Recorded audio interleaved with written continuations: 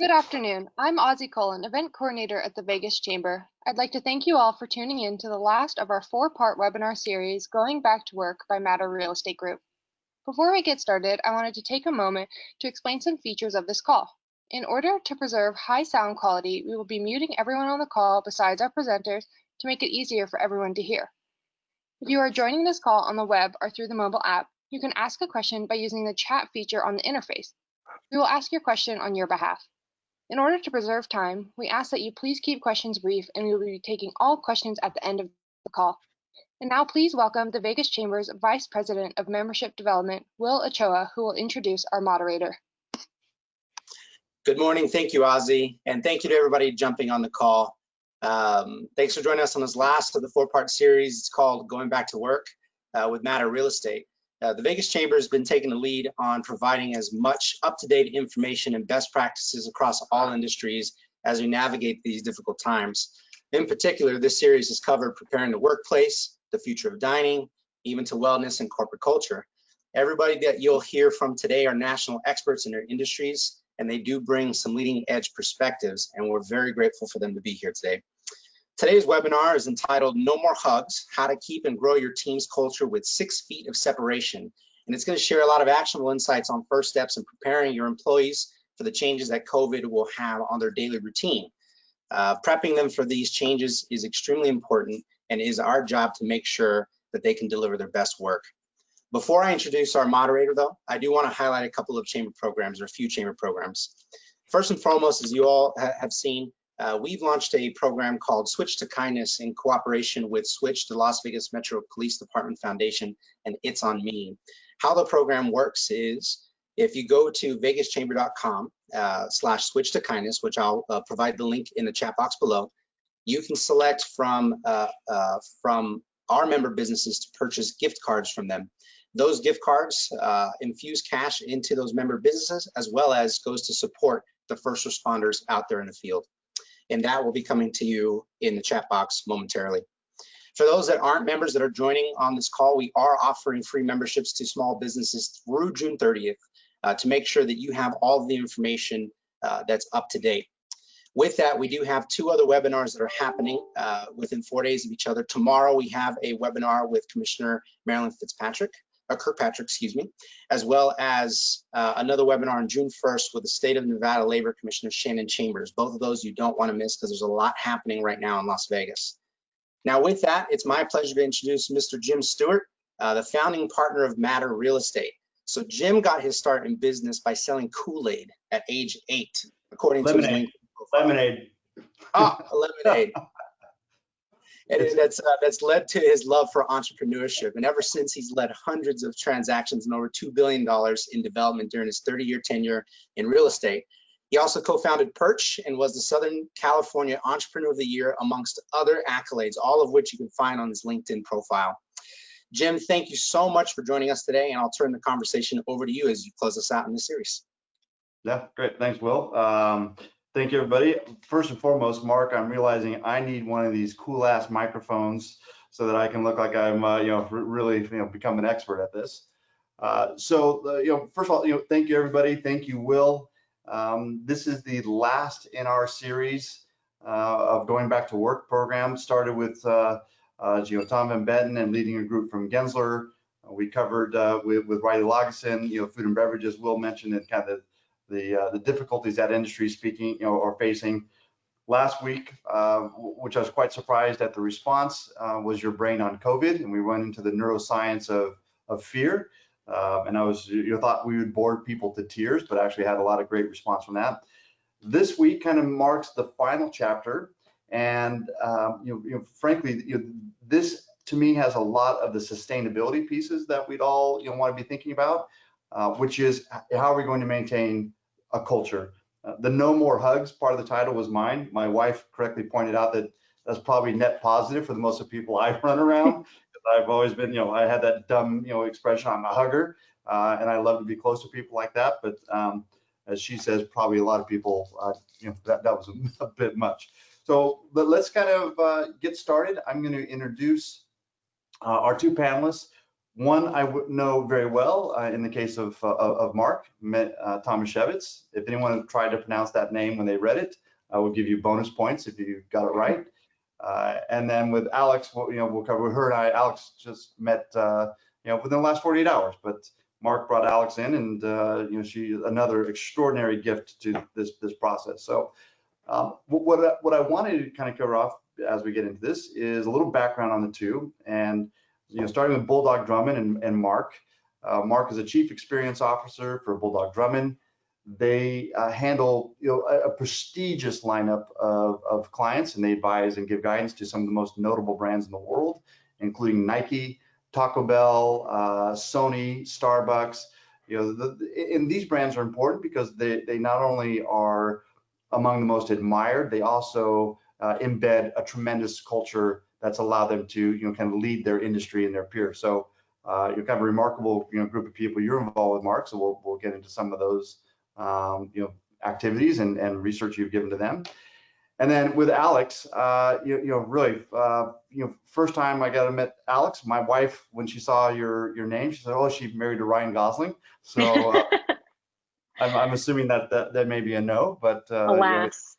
Okay, so Alex Masters Gosling is the Senior Director of Employee Engagement at Electronic Arts.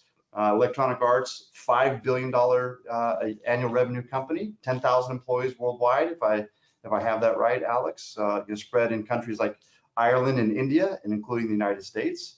So no small task. What the leadership you provide to a globally diverse group of employees, very different than Mark, who is based in Southern California and advising and consulting. So I think we have a great pairing in the sense that Mark's offering actionable advice to companies on a kind of a rotating basis. And in your case, Alex, you are embedded deep with a company and have direct responsibility for a global workforce. So really going to be something to see on that. For you, Alex, fun fact, Electronic Arts founded in Redwood City. I lived and was born and raised on the other side of the bridge. So all right. Redwood City being the cool kids, I was in the not as cool kids, but close enough to at least pretend. So if you guys are okay, let's get started with each of you, really kind of giving us a little bit about your field of work, and particularly I think for the benefit of our listeners and viewers today.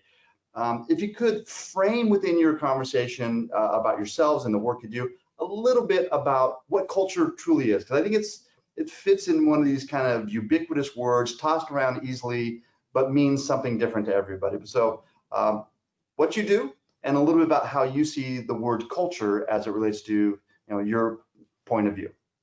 And Alex, if you're okay, we'll start with you. Yeah, that's great. So I started my career in marketing and quickly moved my way into internal communications and executive communications at a tech company here in town. I live in Austin, Texas. And I started working with a relatively new head of research and development. And he had a big challenge. He had 8 locations globally. We had about 7,000 employees in 50 countries. But he was really changing the course of that org. And so, I was doing all of their internal comms, I was doing their external speaking engagements, but I got really excited about this opportunity to change the core of the company. These were the people making products. And so I loved doing that work, and I took that passion to EA. And EA, for those of you that don't know, we strive to be the world's greatest gaming company, and we make video games like FIFA, Madden, Star Wars Battlefront, Sims, etc. If you have kids, they've played them. Hopefully many of you have as well. And I work in the customer experience organization, so we are helping players get the most out of their games. And I was fortunate to come into the org about the same time as a new VP. I was hired to do communications. I was like, yeah, you guys have a lot of communications challenges, but you also really need to think about your culture. And oftentimes people think about culture in really fluffy HR ways of like, oh, we need to do this program or we need to do this thing. And so I think about culture in the big C culture of like, these are formal culture programs that we invest in and that really foster our organization. But then there's little C cultures. So part of my role is advisor enablement and employee enablement. So I manage our quality team and our training team and our coaching team. internal comms and internal process and things like that. And those all shape our culture as well. And so when you think about little c culture, I think about taking an inventory of all of those effects and forces that really shape the way employees experiences every day. But I also think about the people who do things in the organization that really impact kind of the microclimates around them. And so when you think about being in the office, you're like, oh, Jim comes in every morning and he says hello to everybody. And it really starts off the day on the right way. And Mark does this thing where he always asks people if they want to get drinks on payday. And you start making an inventory of those things, and you're like, oh, well, shoot, we don't really have those right now when we're working from home. And so I put those in the little c culture bucket, and I think those are things as leaders that we can really foster in this time. Well, what I picked out of that, Alex, is like I'm kind of the cool, amiable guy that walks in the trying to get people to buy drinks when they get a paycheck. So so thank you. And the role you have, Alex, is going to be really amazing to kind of go a little bit deeper with that. So Mark, did different scope of work. Bulldog Drummond, for those that don't know, that firm, which I'd imagine most do not outside of Southern California, really kind of an experienced design firm. I will say for us at Matter and in some of my previous businesses, I've done a lot of work with Bulldog Drummond and Mark personally. And Mark, you've done an amazing job. In fact, I would say, the critical definitive job in our company, in the case of Matter, in helping us define kind of our values and organizational beliefs, but also putting those into the silos in a way that we put them in the right dimension, and they become the pillars that guide us literally on a daily basis. We look back whenever we're in trouble. But I'm kind of stealing a little bit of your thunder. Let's talk about Bulldog Drummond and Mark Tomaszewicz and what you do, and to go from there. Yeah. Thank you, Jim. Great to be with everyone today. And I just want to share, my background. I'd say my most recent career, I would say, started 15 years ago when I found myself in an experienced design firm focused on bringing to life great experiences for customers and employees and really brands. And as I went about that work and looking at it from a multi-directional way, and you can design whether it's great buildings, processes, technologies, customer interactions, I think what I started finding over that work is that we often fall short in the human-to-human moments. And whether that's within an organization internally, how they're doing and working together, or certainly when you're external and interacting directly with a client or a customer or what have you. And so my work from experience design got focused around culture and leadership when I joined Sharp Healthcare, which is the largest healthcare provider in San Diego with 15, 16,000 people, 40 different door fronts, and was really, how do you bring out a culture that ultimately creates the best patient experience? And that's something to be cultivated and tended to and re-engage people in consistently and re-inspire. Then had the opportunity to move to luxury retailer Perch to help just scale. So how do you scale and make work meaningful in the retail industry, in the building industry, when you're selling appliance and plumbing, but also bring to life an express purpose of creating inspired moments of joy. And so as the chief people officer there, as we grew from 100 to 750 people around the country. And then now with Bulldog, it's the opportunity to take some of what I've learned and help people understand a fundamental what brand is and how brand has to come to life through people, and then how that lends itself to, at least how sort of I view culture, which is what a group of people choose to believe and then consistently do. And I think many organizations are good at what they choose to believe, and that's where you get the proverbial values on the wall. But then how do you set the right expectations with enough specificity in saying, this is how we operate. This is the beliefs of the organization that guide behaviors and decisions. And I think as it relates to our distributed culture that we're going into now, is even more decisions will be made at distance from leadership. And so how are we creating the right understanding of culture so people can make those right decisions in the moment, whether it's a personal interaction or a decision that has a broader impact on behalf of the business or a client. Yeah. So great, thank you, Mark. And you're being a bit humble as well. At Sharp Healthcare, as far as I can tell, the first hospital that has ever won the Malcolm Baldrige Award for service. That is a very prestigious accomplishment, and the fact that it was done in healthcare, which I don't think most of us identify the idea of, world-class service coming from a hospital. I think of the Four Seasons and Ritz-Carlton and great dining establishments, but you did it with a healthcare company, so you have a lot of street cred in my mind.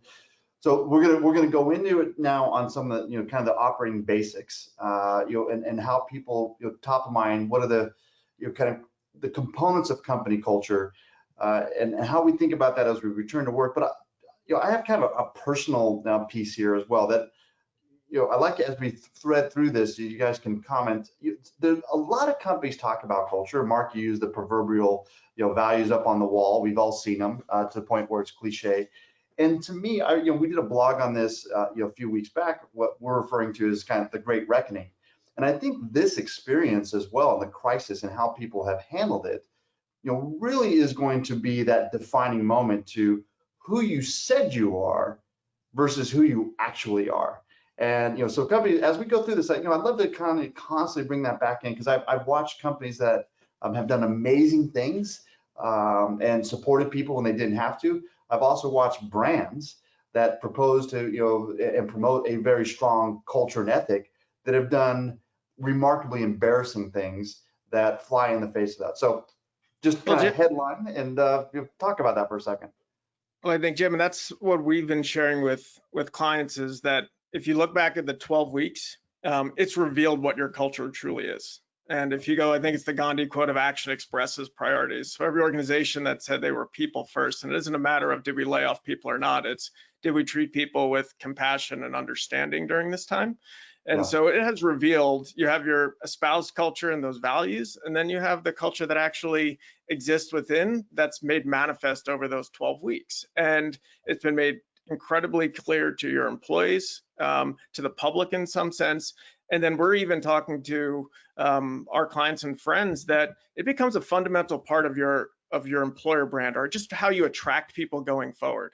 And you should be talking about what it looked like during these 12 weeks and the decisions you made as an organization and in support of your team members. Yeah, Alex, what have you seen on this?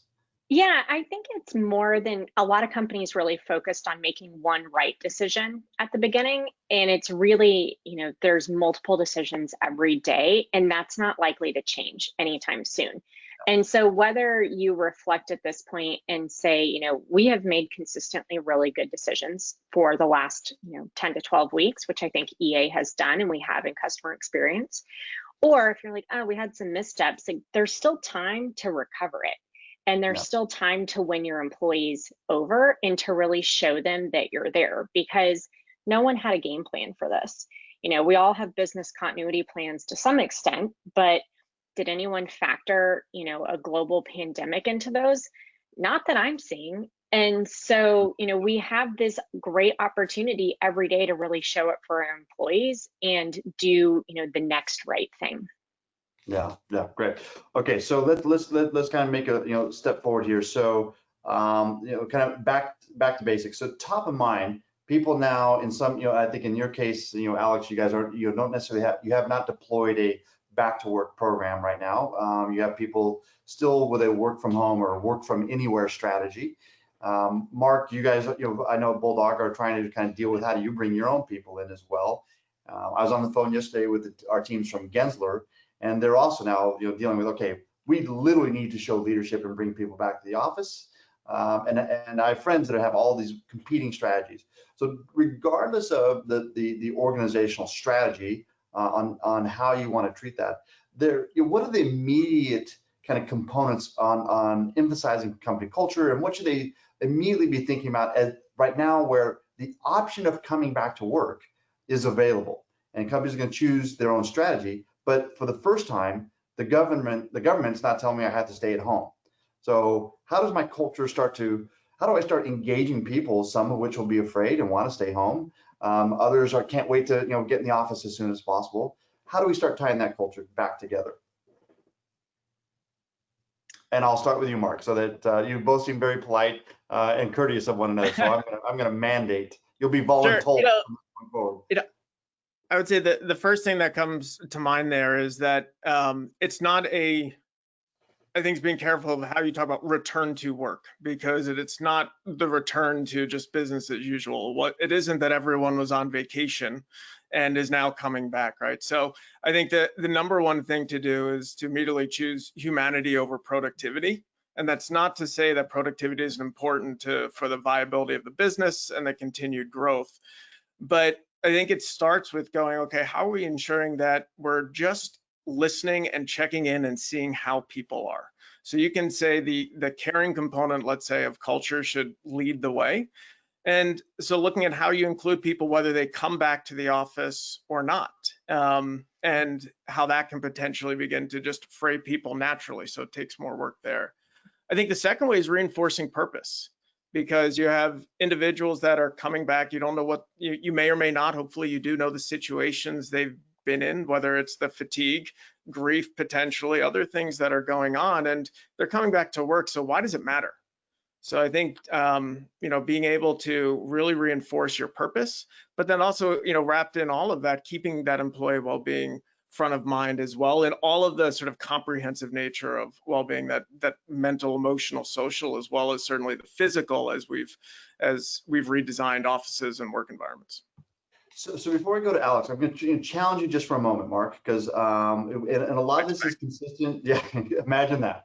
A lot of this is consistent, the humanity and compassion and empathy. I love all these, great soft tissue words, and easy from a humanistic view to say that's what we should be doing. But let me take a flip side. Let me take as a business owner. That's all fine and dandy, but I'm trying to survive with our company. I have a backlog of work. I have angry, constituents that are expecting us to show up. Take one little step back and balance that against, I want to embrace people, show I care. But on the other side, man, we have some hard work to get to. How do I hold that message true in the midst of that? I think it comes down to communication and setting the right expectations of what it's going to take. At least, look, no one knows what the next 90 days, let alone sort of 180 days look like. And so the best we can do is saying my view from today. And if you bring that purpose into the work, I think you can say, look, it's going to be challenging. We are going to have to show up and deliver for one another. But what I'm going to do along the way is you're going to know where we are. So how are you as leaders coming together and being as transparent as possible of where the business is, why decisions, and providing that context? And then I think that sort of the compassion humanity side is listening, because, do you want the most or the best out of people, right? Yeah. And I know that could be just like, a great phrase to say, but when people are dealing with a lot, and ultimately, yes, they're thankful to have a job, but you want them to be able to interact with clients and customers in the right way as well. So it is balancing those, but still, I think, understanding where employees are in every moment. Okay. Yeah, so and Alex, I think that the compassion, the compassion is the foundation of it, right? And if you weren't a compassionate employer before, it's going to take a lot more work to really think about that now. But, I'm with you, Jim. Like, I have a team of people that need to do their job, and I need them to do it really well, because we have this incredible opportunity to make lifelong customers out of the people that are contacting us right now. And, I say contacting because we're support. And so, if you're a player and you bought a game or you're trying to get into a game, we're here to help you, whether it's on phone chat, email, social, community, whatever. And so when we started reframing it to look at that perspective of like, hey, we have an opportunity to make somebody's day. We have an opportunity to give somebody some stress relief. We have an opportunity to help the world play. People got really invested in that, and it helped to bring them out of their immediate world, which, we're all at home. And we all have, a situation, whether it's roommates or living alone or little kids or whatever that may be. And having that sense of purpose was really inspiring for our people. And, one of the things we kind of corrected in our language early on was return to work. It's not return to work. We've all been working. We've been working really hard, and it's been taking a lot more emotional and mental energy than it was in the office for a lot of people. But it's really returning to the office. And when we framed it like that, a lot of folks said, oh yeah, like that's a smaller change because I've been working this whole time.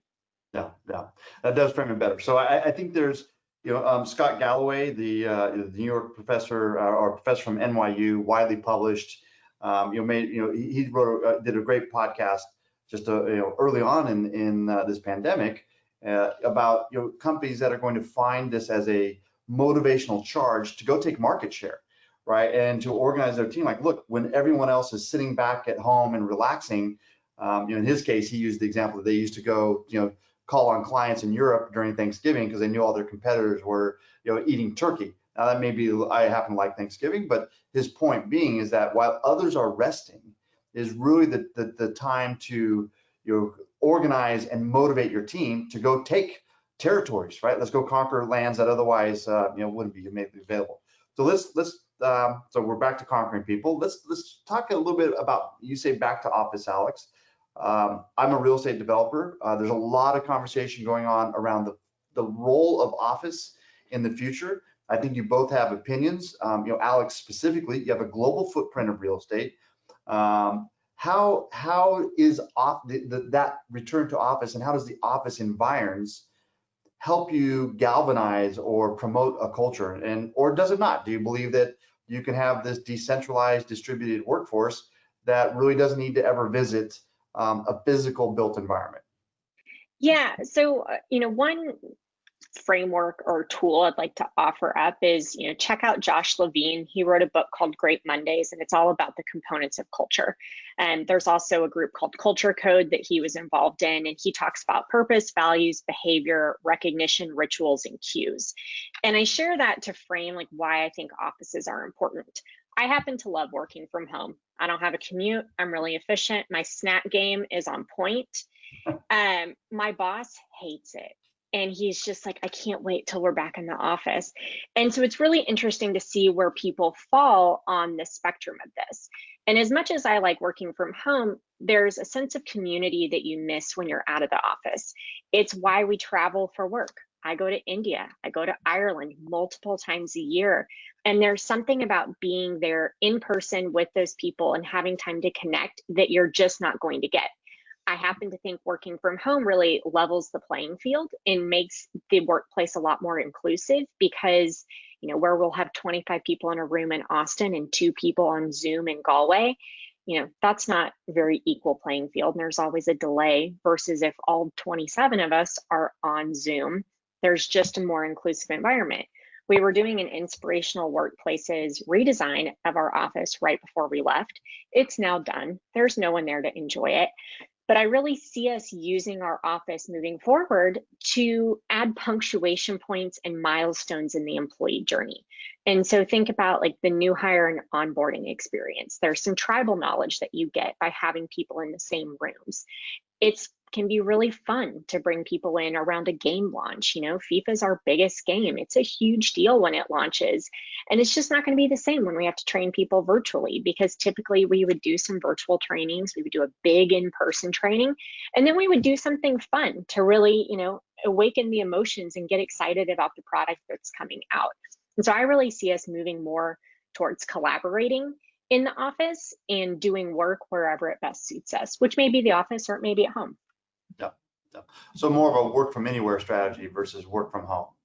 Yeah, and I think it'll really help us with retention too. We have employees speaking 19 languages, and it's not always that easy to find them in our local markets. Mark, do you want to add to that? I think it becomes more, it's not like an either or, and it's more the flexibility, and then I think being in person when it matters most. And so, and I think that even goes to meetings. It's especially in this environment or when you're in an office, if it's just one-way information giving, that doesn't necessarily have to be together. So what is the office environment for, whether it's the collaboration and the innovation and all of that. Also what we're missing and losing are those hallway conversations that everyone's starting to write about, and missing those things, and FaceTime, and what does that look like for my company. So I think from in the return to the office, I think it's an understanding of what work needs to happen here, and what's the best time to actually get people there, and what is the function of the office in my broader culture, and in accomplishing work and moving the business forward. So a great question came in that's on this topic right now, which is, are there things, or strategy to deploy that will help motivate people to come back? Because let's face it, some people have gotten incredibly cozy with hanging out at home and working on their own hours and the comfort of being in their pajamas all day, what have you. But so for us as leaders now, how do I incentivize? It can't. I can't balance what you both are saying, which is take this human compassionate approach and replace that with a hammer saying you have to be here. So let's find that middle ground. What are a couple things that we can do as business owners to say, look, here's a reason to come back? Is there any strategy behind that right now? Yeah, I don't think you're going to lure people in with perks. I think that the time for that is over. But I think you have to remind people of the value of human connection. And so ensuring that you're still having those connection and touch points. So we have an extended leadership team. It's the leadership team's directs. And one of the reasons that we invest in this group is because we believe that them knowing each other is going to help us do business together. And we talk about that openly. Like, here's why we invest in this group and bringing you all together. And so we're continuing to meet virtually for 30 minutes every week, which is not something that we've done before. And it reminds people of like, oh yeah, I like talking to these folks. I had no reason to do this in my day, but now that I'm here with you, oh, I realized I needed to talk to you about this, or I needed to connect with you on that. And so when there is an opportunity that's motivating and exciting, it entices them to come back and really connect with those folks. And I think what I would just add is, as a leader, is why do you want people to come back to the office? And so one opportunity would be good for connection. It sounds like, if someone's not being accountable to their work outside of the office, just because you're walking by their desk isn't going to necessarily change that. So I think it's understanding what that is, and knowing that also a little bit people have been given some autonomy, and find out what's been great about that and how do you actually replicate that in the office. So it doesn't look like we're making you drive. We're taking some level of autonomy away because we want to see what it is you're doing now. So I think it's just asking those questions and then being clear why you think it's important that this team is together. And I think the human connection aspect and the ability to, again, have those quick conversations, bounce ideas off one another to the extent that you can, those are very relevant for the office. So I think I already know what your answer to this, Mark, because I know you like to memorialize things. So one of the questions that just came in online was, is there any practicality around an event, a reorientation, or something to just kind of mark the moment that we're now back at work? Is a way to is there a way to spread that message? Or alternatively, I have another friend who opened his business. It's kind of like, look how clean the place is, get to work. And it's kind of like, let's just act as if it should feel normal. And I'm not saying one's right and the other, but how would you both kind of approach? Is this a moment to kind of celebrate? May not be the right sensitive word, but to memorialize and just identify that we're now in this new place going forward. I don't think we're there. Yeah, I don't think we're there yet. My husband works for the state. I work for a public company, and it's interesting to see how they handle things differently. And when they started talking about return to work with like 10%, people are like, let's have a happy hour. And he's like, there's no way I'm going to happy hour with you guys in a public restaurant. I haven't been out in like 2 months. And so I think it's too soon. And I think the way that you're going to build trust with employees in this time is by bringing people back slowly and carefully and learning from it. And, there are other ways to celebrate and kind of mark the occasion than what we've done in the past, which have been happy hours and parties and get-togethers. And so the biggest opportunity with all of this is tapping into your employees' creativity, because the way that we've always done things, being in the office, we've all had to learn new ways of getting things done. And so if you're missing the opportunity to ask your employees what's working really well right now, you're missing, the golden lining of all of this. Yeah. And Jim, I'm going to zig where you thought I'm going to zag here. I think it's marking it with what is this new or next era in sort of communication and accomplishing work. What does that look like? And what I mean by that is, how are we going to communicate if a team that is, or 20% of the workforce is back in the office, or a team now, 3 people are still working at home because maybe they don't have daycare yet or what have you, right? And 2 people are in. And importantly, then how are we going to make it use technology to be most efficient, again, so that when we do meet, get together. So it's more of a, I think, defining with your team members new rules of engagement in a hybrid environment.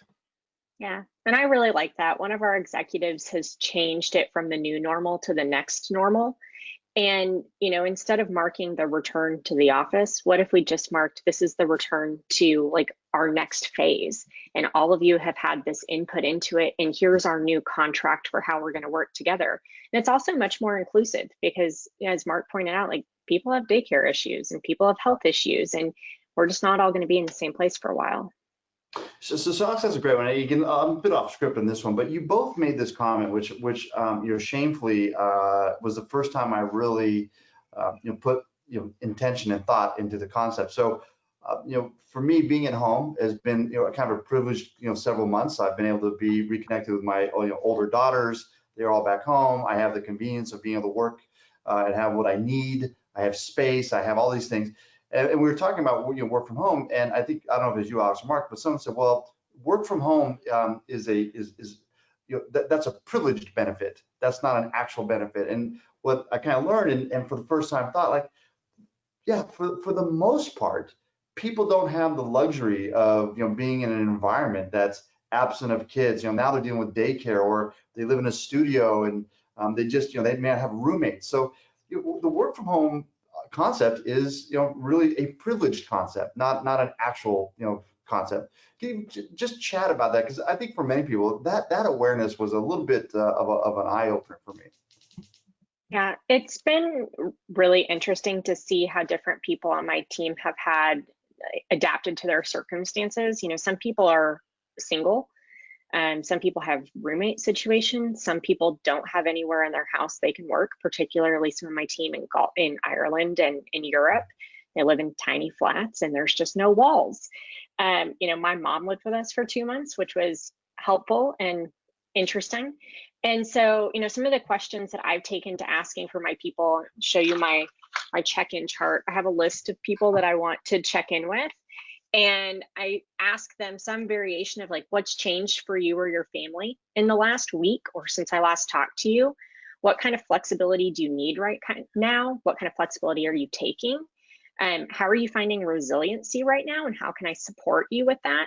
And what's one thing I can do to better support you? And I, started talking to them also about what's on your list. What are you continuing to kick down the road? And I found those questions guiding my conversations to be a lot more productive than just how are you, and what's going on. Yeah. Well, I okay. think and just, go ahead, Mark. You have more to add that. I can go. No, I want you to add to it now. I don't want to cut you off.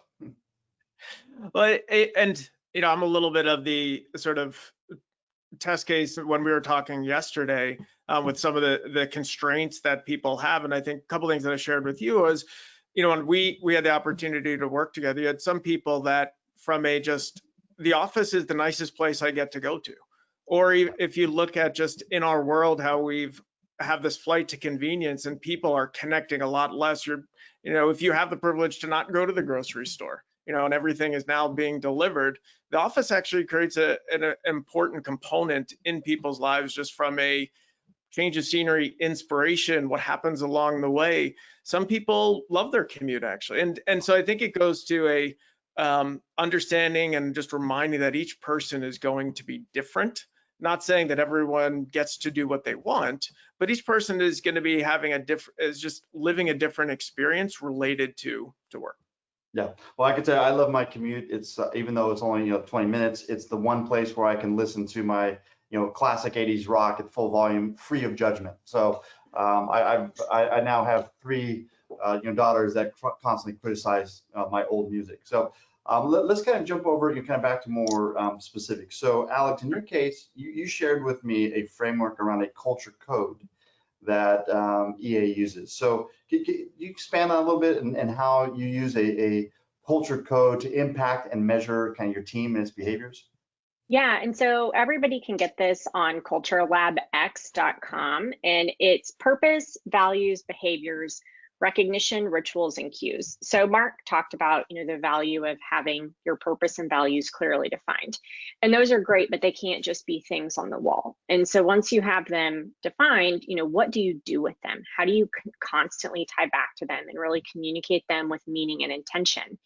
And then, what behaviors do you incentivize?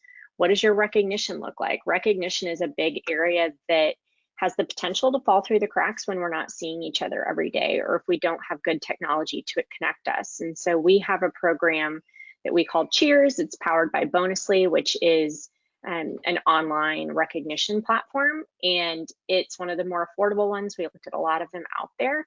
And people love it. It's tied to our values. And so I could go in and say, at Jim, here's 3 Cheers bucks. Thanks for your determination, which is one of our values, and passion on making this webcast a success and, helping the Vegas Chamber with meet their goals.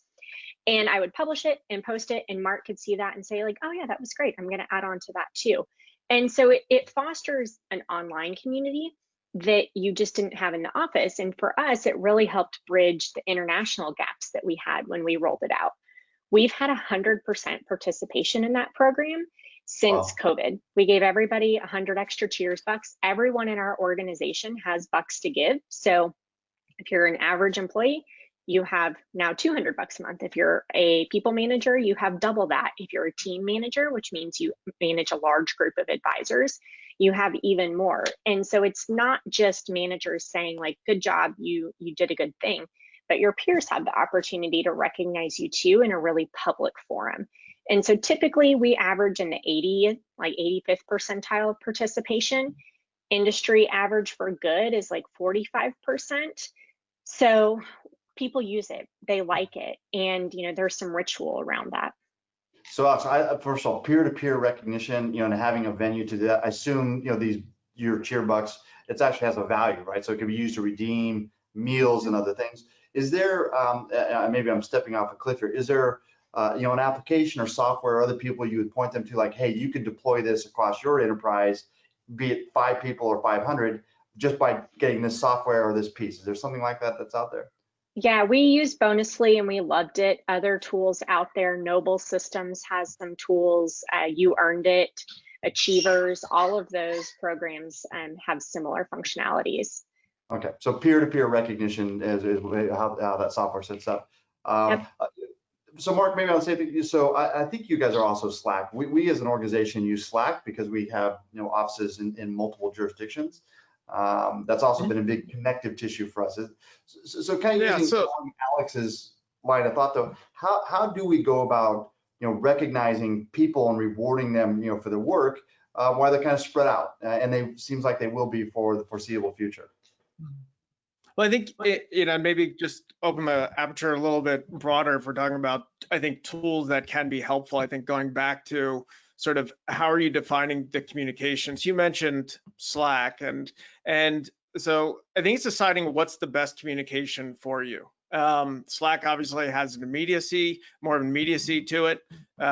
You have the ability to go, as a leadership team, we're going to go in and publicly recognize each one person each day tied to our values for something that they're doing. And so I think it's leaders setting the example has always been the most important thing in culture building, and now that's on steroids.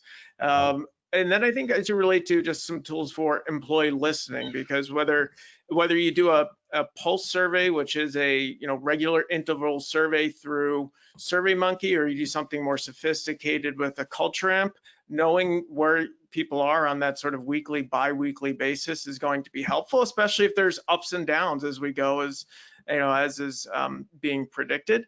And then from an individual level, and Alex talked about some of the check-ins that she does, and I think one tool that I've found helpful is if you look at a tool called 15.5, that's helpful in creating just a way to easily check in with team members. And as a leader, they can ask questions about goals for the week. So there's a little bit of that accountability and responsibility. Then ask the more targeted questions of how you're doing. And the idea is it takes the employee 15 minutes to fill out, 5 minutes for a leader to review. And so when we talk about leveraging technology, is how do you get away from the just status updates to then making conversations when you can have them more meaningful. Yeah, well, and I think you both would hopefully agree that this piece around recognition is going to be very, very difficult. So we talked last week when I had a few neuroscientists on the panel. With people wearing masks. So I was at a meeting, everybody had a mask on, and it felt very disconnected. I had a very hard time reading somebody's kind of nonverbal cues if I was connecting with them or not. I generally could be an insecure person at times, and I need, probably to the point of fault, I kind of crave that public recognition or recognition of the people I'm doing business with. And I think this is going to be a big struggle for a lot of organizations going forward that we're not talking about too much, but people are going to be very disconnected and not understand if their work is being appreciated within their organization. So anything kind of last little pieces you want to talk about on that issue and how we're going to keep people feel like they belong and they're being recognized? I think there's a lot of really great technology out there, but there's a lot of cheap and easy things to do. And it starts with leaders, like you pointed out, sending somebody a note and saying, hey, I really appreciate you doing this, and this is why it was meaningful to me.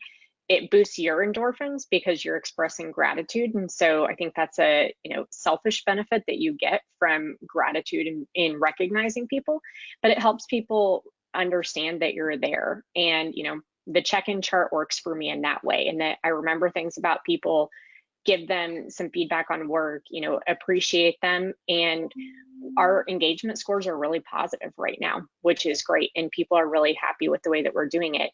A friend shared that her company is doing, they used to do night on the towns, and now they're doing, other kinds of recognition. And so, if you're not in a position to invest in big technology, there's a lot of other things that you can do to make people feel seen. Yeah. And just one other practice maybe to share is strategically deploy, I think, leadership in this sense. And so if you have team leaders and someone needs to be recognized, and you think a CEO or a vice president or whomever, reaching out to them where they go, I didn't think they knew, is, I think, is incredibly helpful during this time, and also leverages just the time that leaders have, which is also under pressure right now. Yeah.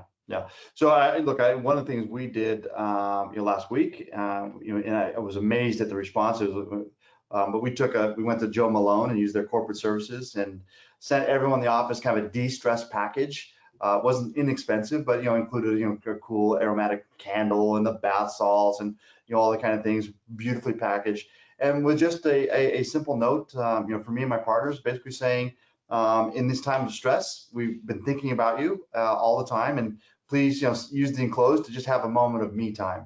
And I was kind of overwhelmed a bit at the immediate response. Probably shouldn't have been, but there's many things like that. And I think what we're saying here is, just creating acknowledgement, and not, from the simple, here's an email, to things that have a little more intention and thought behind them, such as a thoughtful gift that's individualized.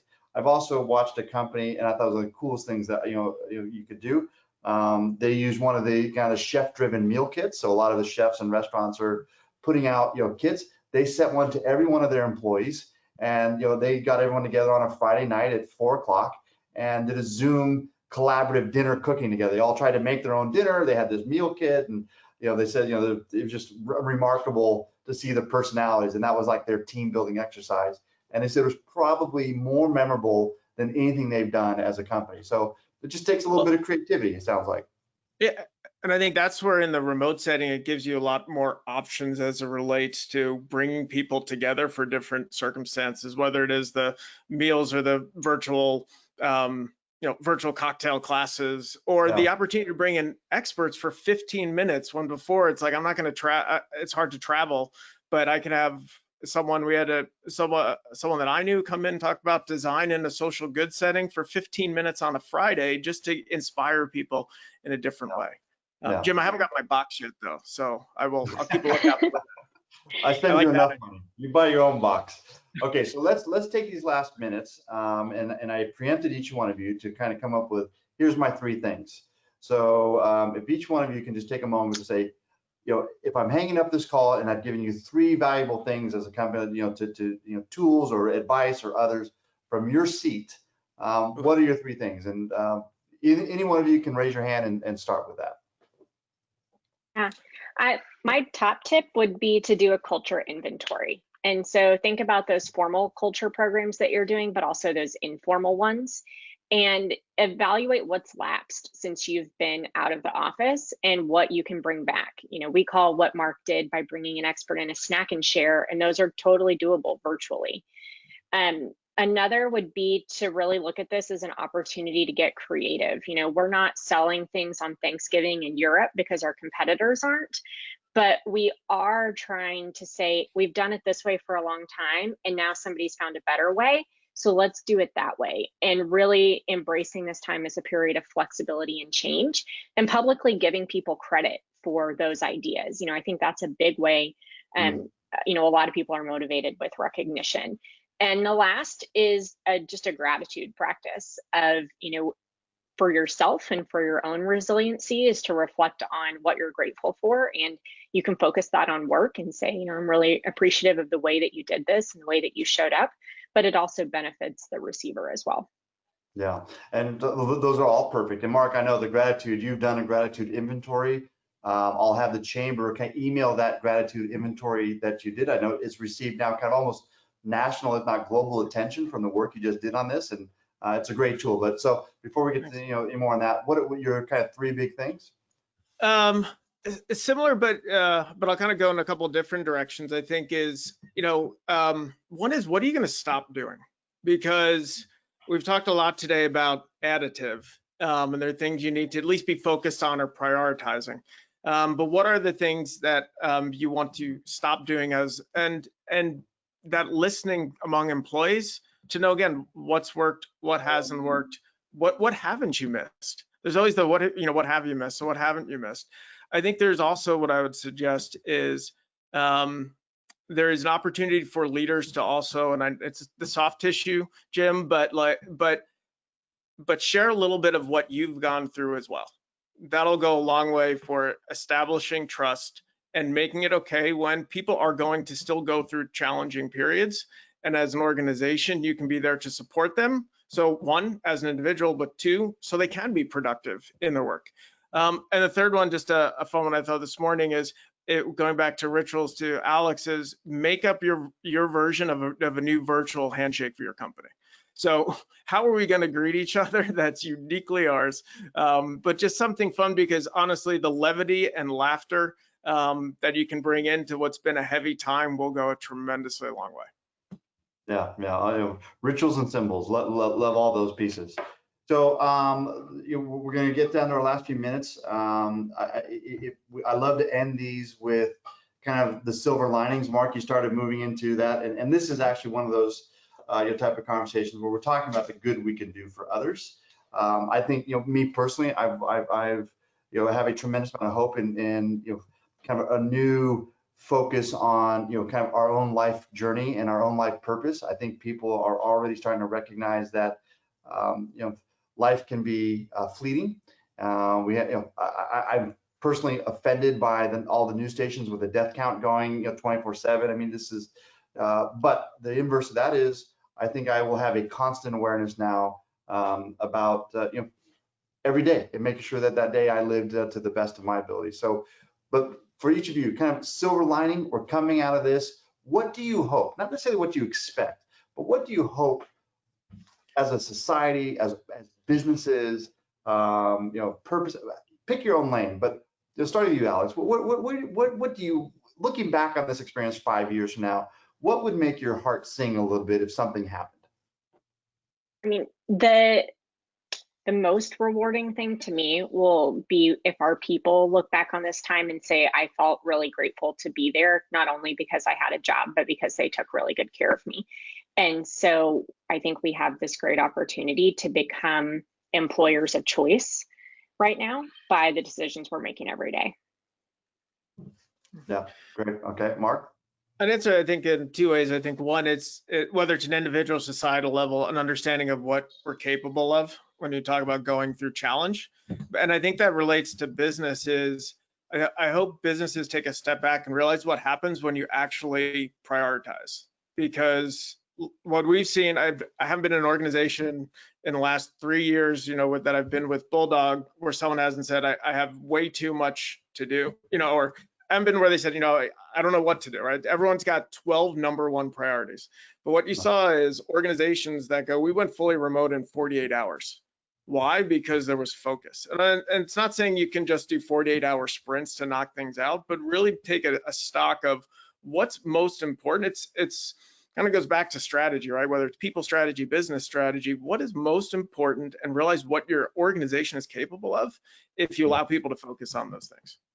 Yeah, and that's, look, even on that topic, I was talking with one of my partners this morning, and we started reflecting on the last 8 weeks and the amazing amount of work somehow we managed to put out, across the spectrum, and really kind of never lost a step. In fact, I would say some of our work may turn out to be the most impactful and profound things we've taken on, and along the way we managed to do the good that we would expect of ourselves. And it might be, at least for me personally, one of the first times in my life where the version of myself that I tell myself I am, and the version of myself that I put on display, with our the type of activities we engage in, were very closely aligned. I'm not saying perfect, but I made a pledge to myself early on that I know what these not necessarily this type of crisis, but I know what these events in life mean, and I also knew that heretofore I've always looked back with some semblance of regret, like could I have done something? Was it just too convenient to watch yet another Netflix series when there's people that are suffering? So I think kind of going forward, I think we all have a responsibility now in recognizing a couple fundamental truths. Who we are is on naked display as organizations, as people, on how we dealt with this stimulus and what we did about it. That to me defines your character. But I think the other truth that's easy for me to dismiss, but I have to hold on to, is this isn't about to get easy. We have months, perhaps years of real hardship in our organizations, mental health to deal with our team members, but on a larger holistic societal level, our communities, we're all sitting here with jobs, we have offices, and Alex is gonna be on a plane soon enough, seeing people around the world. Mark will be out on the surfboard, but man, there's a whole nother part, which hopefully we all can create some awareness, that there's a large part of our, especially in Las Vegas, a large part of our community that will be suffering and need all of our help for the months ahead. So I don't know how I got on, onto that tangent, but how would you kind of counsel companies to take part? As we went through this, there's that realization, really, that the genesis of that gratitude inventory is everyone has something to contribute. And no matter who you are, and it could be just this webinar for individuals, but I think how people view brands and companies will begin to shift. Now everyone's mindful of, well, it shifts in the moment and then it slides back, but we're already going the way of what are brands and companies' places in society. And as you said earlier, like you've seen some great cases and not. So it's not about, I think, organizations going, now how can I dramatically make a broader and bigger impact, but what can I do and engage my team members, going back to culture, in a way that they feel like they're making a positive contribution to society outside of just contribution to our clients and customers. Yeah, and if I think if anyone takes anything out of this from an organization, aside from the amazing tools you both have given, is that there's a massive amount of opportunity and a massive need going forward for companies, even if they've been on pause for the last 10 weeks, to pick up, grab the keys off the mantle and get to work in helping others and demonstrating to your team that your organization recognizes these community needs and you're going to actually do something about it. And I get a little heated on that because I've been amazed at what some people have done, but I've also been incredibly disappointed at the number of companies that have done nothing. And it's just hard to get my head around in the midst of this. So Alex, I'm going to let you kind of close off. You have 30 seconds, and then I'm going to wrap this thing up. Yeah, I was just going to give a practical example of that. And so, I work for a gaming company, and we launched a program called Stay Home, Play Together. And, our VPs got up and they're like, this isn't a marketing campaign. Like, this is really something that we can do for our community because people find joy in playing games. Like, that's why we're here. That's what we get up to do. And I think all of us have that opportunity to figure out what we can contribute back, in addition to all of the obvious ways that you can give back to your community by supporting food banks or supporting your employees, supporting whomever they want to do. And so finding that angle will be rewarding for you and really reinvigorate your purpose.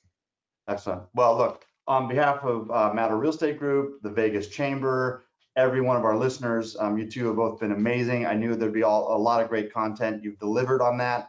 And for all of the, those that have taken on one or many of the webinars that Matter Real Estate Group and the Vegas Chamber have put together, thank you for bearing through these last 4 weeks with us.